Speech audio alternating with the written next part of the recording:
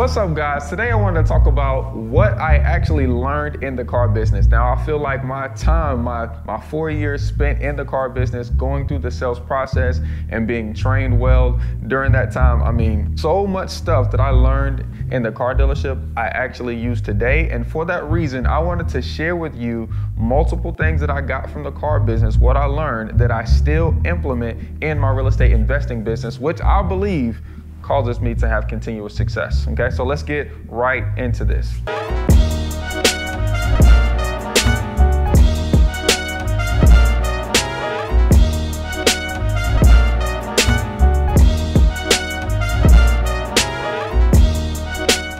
Happy holidays, guys. We're getting into the end of the year. We're getting to that goal of 5,000 subscribers. Go ahead and subscribe and like the video. I see you watching, but YouTube is telling me that you're not subscribing. So go ahead and do me a favor, give me some digital currency right here, because I promise you're gonna love today's video. Okay, now I started selling cars right after college. Okay, I never graduated from college, but my senior year while I was in college, I had just had my first child, and I knew I needed a way to be able to make money at that time, as I thought I was gonna finish college. All right, I was like, hey, I need to make more money while I'm in school. What can I do? Man, I can sell cars.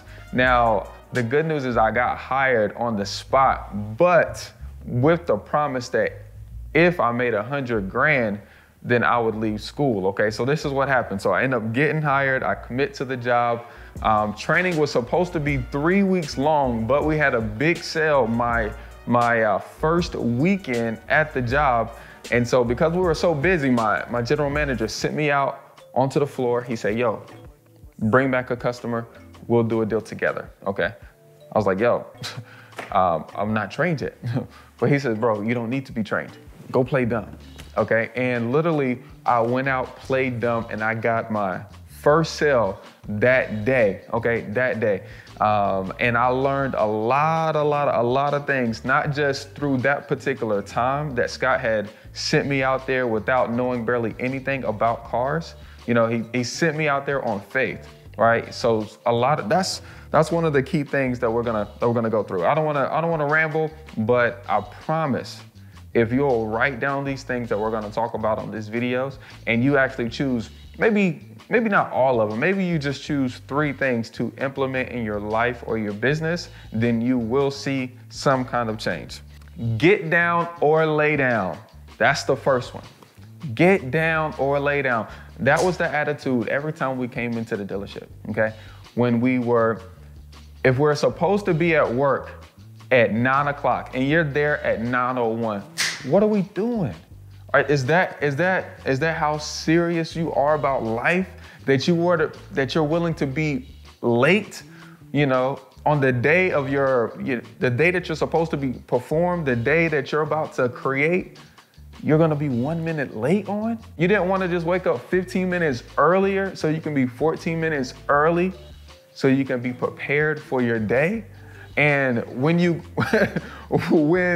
first day of work starts off like that, right? And then you're diligent and you're consistent about making sure each day you're on time. Matter of fact, you're not even on time, you're early, because to be early is to be on time.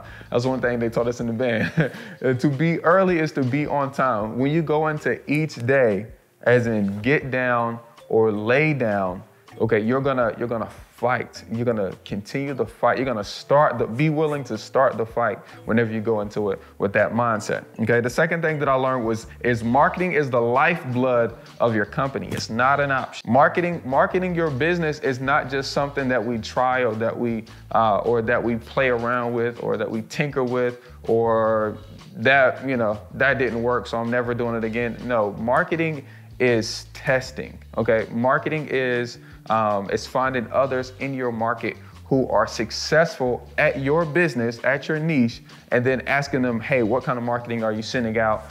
And then copying and pasting it into your business, because you should take it seriously, okay? The more people that know about you, this is the simple concept of marketing. The more people that are aware of you, okay, the more people you are able to influence. The more people you are able to influence to your website, the more people that you can capture into your funnel. The more people you have in your funnel, the more offers, the more people will buy your product. Does that make sense? You have to have marketing efforts go out every single day, okay? Every single day. If you're not marketing your business on today, then you're done for. That was a huge thing.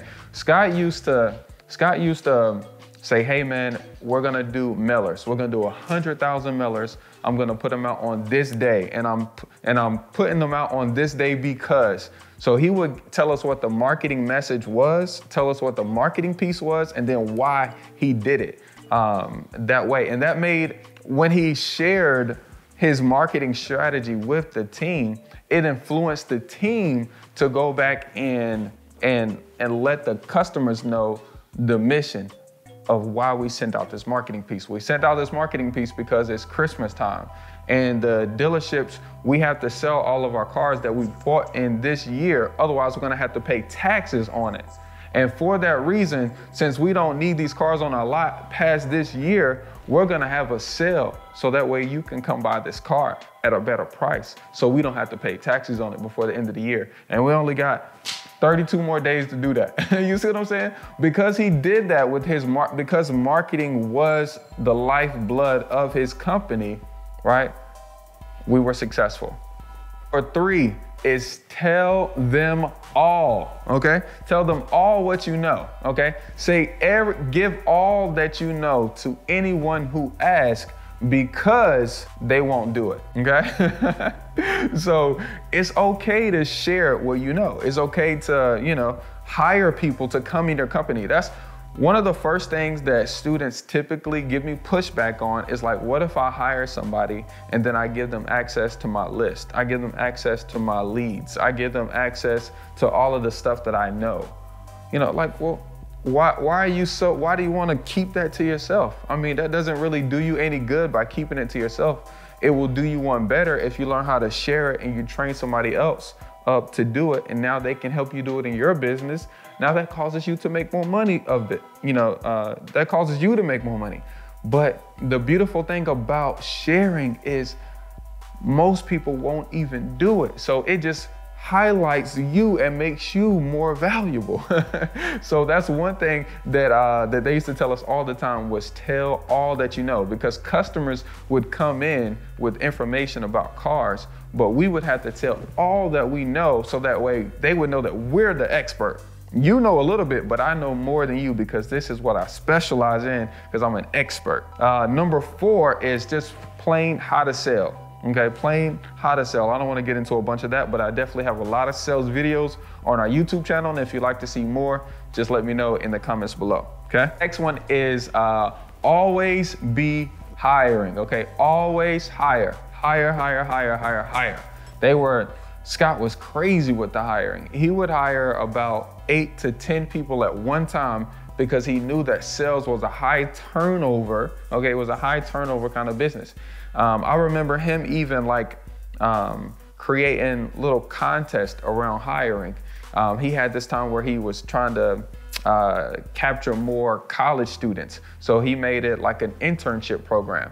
And then another point, he was trying to hire more restaurant servers. So we were buying food from restaurants to cater at the dealership to attract, servers to work as salesmen. It was just always a process to finding new people to help expand your vision of your company.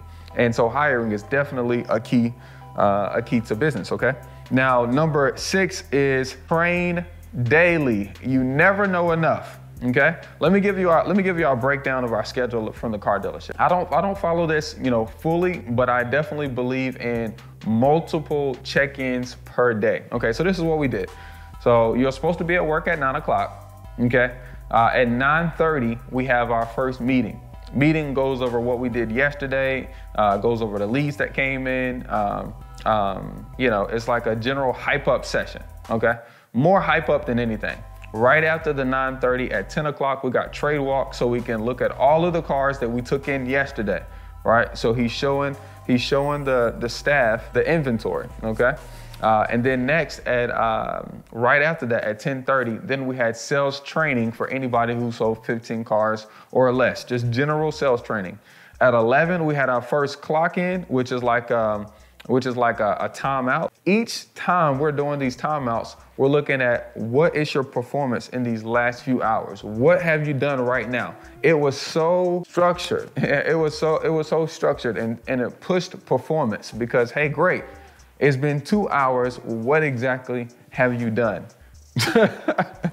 You know, if it's training, then amen, show me that. If it's calls, then show me that. If it's offers, then show me that. And that training that we got during those times of how structured and how well they push performance, that was crazy. That was good times. Set the culture, set the standard of the culture in your office high, okay? Set it high, okay? At one point, Scott was pushing that everybody buy BMWs. He wanted all of the sales managers to buy new BMWs. He came around, he says, yo, I negotiated with the general manager. We all can buy BMWs at a discount. You got to get a BMW.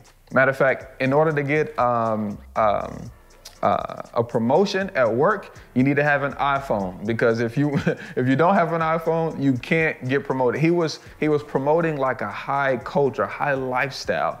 And so when you do that to your team, when you're trying to cultivate people who actually want more out of life, you end up with a team who runs harder, and you end up with a team who has more fun, okay? Work hard, play hard. You already know the vibe. Next is to set a ladder, okay? Set a ladder. In your company, when it comes to hiring, finding a great person is hard.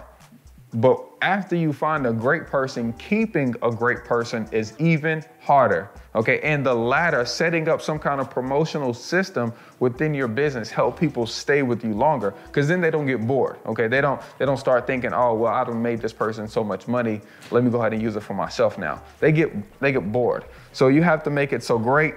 You're a junior, junior sales manager now, and then you move up to an actual sales manager. And then after the sales manager role, then you move up to, disposition, and then after disposition, you move into like a partner role where maybe, or maybe they're helping out with coaching or something. You have to set up certain levels to your team working, with you and working for you. And you also have to create incentives to where they can make more with working from you. So they're not going to say, hey, well, the last 2 years I made $50,000 or I made $100,000 with this person for the last 2 years. I don't think my salary can go above 100. You don't want your team thinking like that. So you have to set up incentives. Every time we needed a boost, okay? Every time we needed a boost in sales, a boost in morale, Scott will come up with some kind of clever bonus program. He will create incentives, give you a date, and it would be like a cash incentive too. It was one time we had rolled the dice for 30 days, and whoever's dice added up to the most at the end of the month, we all get to go to Scott's house and play poker. Okay, and each one of those nights there was like a cash incentive of like a couple $100. I mean, I think we turned our slow month, which was November, into like a decent month, into an okay month. It wasn't like a grand slam month, but it wasn't a bad month like they were predicting, because he realized money motivates. How can we create this incentive program so our guys can stay motivated to sell more? So keep your team high. Number 11, the $500 lunch, okay? If you're not always on it, the moment you'll sleep and somebody else will catch that opportunity that you should have been ready and waiting and prepared for. So I think my boy Les said that it's better to be prepared for an opportunity and not have one than to have an opportunity and not be prepared. That's because if you're always working on yourself, working on your personal skills, working on controlling your emotions, working on time management, working on building up your savings account, working on building up your mental stability. When you're always working on yourself, when the right opportunity comes, you will be mindset ready, you'll be physically ready, and you will know exactly what to do to maximize that moment But other people let it go past them because they're not seeing as far as you. They haven't been working out, they haven't made as many phone calls, right? They don't even know what a deal looks like because you've made more offers. I hope that makes sense. So you gotta stay ready so you ain't gotta get ready, okay? These last two really hit home for me because they were always like this. I came in at the car dealership almost at the perfect moment because the general manager was amazing. He bought a sales manager team that was amazing, and they were cultivating sales agents that were amazing. Now, that lasted maybe for like 2 years of amazingness, and then it went on to new leadership and everything changed. And I didn't realize how good it was, you know, while we were under Scott's leadership until everything changed. But this is the vibe. Keep this vibe in your office. Time kills deals. Time kills deals. Whenever a seller agrees on a price, send it a purchase agreement on the phone, okay? Whenever you get a buyer that says, yes, I'm gonna do, you know, the number that you want on this assignment deal, and that's gonna make you your first $20,000 assignment, get the EMD from them right then and there. Tell them to bring it to your office. Time kills deals, okay? One thing that drives consistency and that drives business and that drives, you know, us as humans is just being emotionally involved. And so typically people will make emotional decisions and they'll back them by logic. And once that happens at the same time, you have to close the deal at that point. And you have to close it as quick as possible. Whenever someone says, I'm gonna call you back, it has to be, hey, well, I have a meeting in an hour. You know, can I call you back in about 15 minutes? You see, it has to be quick. And you'll find that the less time you waste, the more money you'll make, okay? This last one here is let them be right and then you be rich, okay? Let them be right and you be rich. There's gonna be a lot of times where something goes not as planned and everything goes wrong, okay? Of course, you're digging through it, but at the end of the day, you can't control it because it's already wrong. Let them be right, okay? And you be rich. You learn from that. You move forward in your business. You focus on what's working. Don't focus on what's not going well. Okay, you let them be right and you be rich. Don't be so prideful and come up and say, you know, or beat yourself up or cause yourself a bunch of anxiety. Let them be right and you be rich. Move on. It's time to move on. It's time to continue, okay? At the end of the day, if you guys haven't realized already, the person who stays in the game the longest wins. It's not necessarily who does it the fastest, who does it the best. If you simply come into the game and you are working the business, doing the basics every single day for the longest, you will end up the winner, okay? Now, these are some things that I learned from the car business that have helped tremendously with not just like, you know, the skills, you know, but also with like the discipline that it takes to be an entrepreneur. This thing is hard, y'all. This thing is hard, but it is easy for those who practice it, okay? When I get through my day, when I actually do the things I was supposed to do, my day was easy, okay? When I go through the day and I'm ignoring, I'm procrastinating, I'm not checking stuff off my list, that was a hard day. This is easy, y'all. Let's get to it. I look forward to helping you do your first or your next $5,000, $10,000, $15,000 real estate investment deal. I'll definitely leave a link below to show you how you can start buying property without any money today.